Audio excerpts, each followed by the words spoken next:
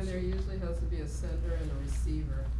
Sender and a receiver, and then you have to make sure who's gonna be the sender, who's gonna be the receiver. And I can definitely tell you that cards are very, like regular playing cards are very fun to work with, even Uno cards.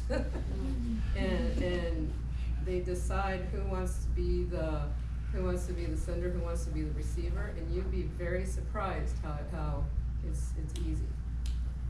And the more you practice, the stronger it gets. So it all involves practice. There's an app actually that's I think it's called ESP sensory perception. Yeah, you can, extrasensory it's not with perception. another person, but you can practice your extrasensory perception. It shows you different cards, and then you guess or use your precognitive skills to There's guess no which way one. that it could just automatically happen. My experience is different from yours. I see you guys meditate, practice, put that focus onto it. Mine just randomly happened. I remember the first time it happened, I was driving with my homegirl, and I heard all her thoughts before she said everything word for word. And the next one was Universal Studios. I'm listening in on conversation, word for word, before it came out the lady's mouth. So, like, that's just like, okay, so I don't know, like, what are proper, I don't know the question, I lost the question. So it's interesting. Do you feel that that may have been a contract that you had with her? I didn't know this lady or my For that experience to happen. That's true. Yeah. Oh boy, I came with questions today. So this soul contract thing, how is that actually confirmed? Now, astral projection, I believe, because once again, seeing is believing. My experience. I'm on the first floor of the building watching TV. Next thing I know, I'm on the third floor, and then I'm back on my seat watching the same scene I seen. That was my astral. So I believe that is capable. But where is the evidence that I signed up for all of this?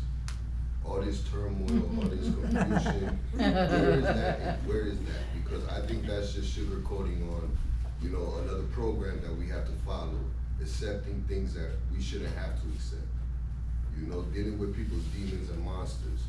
You know, I shouldn't have to accept that because a long time ago I said, I'm gonna sign up for this. No. You know what I mean? Yeah, I absolutely agree with that, because there's, in the contracts, there's, you know, that experience in particular could have been, you know, one of the true divine blueprint contracts that you agreed to that can help you develop your abilities. So it had to happen with that person, and you had to, you know, maybe she had the codes and you had certain soul level codes to exchange. Does anybody have an example that, or scientific or logic that we signed up for this contract, that contract is proof? Because to me, that's why I don't follow, because I do believe what I'm starting to read and learn into, it says real. My bad. No, because I did basically my last talk I did specifically on that, and I have it on YouTube. I can send it to you, but it's basically about false contracts that kind of, there's like fine print inserted into our contracts. So, you know, there's, because this planet as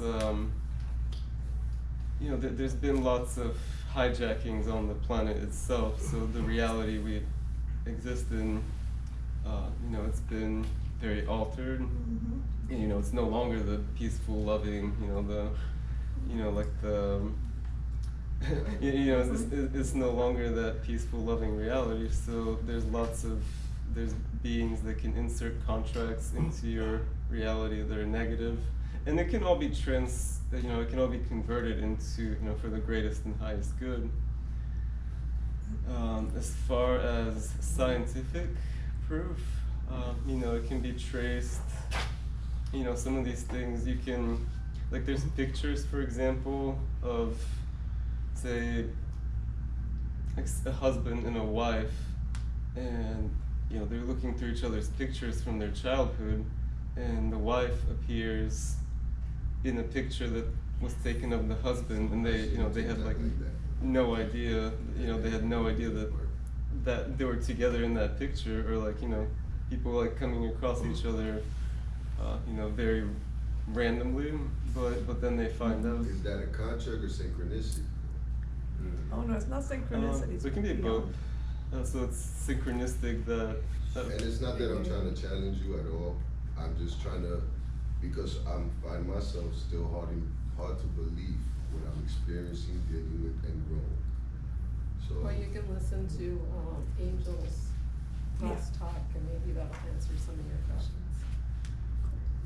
Yeah, I feel that experiences like that are very, you know, just the experience that you described, and I'm sure you've had many more experiences like that, synchronicities, you know, just that in itself, if it just keeps on happening and happening, I feel that in itself, statistically, is in a way proof that, you know, we manifested these things prior to them happening, or we agreed to them.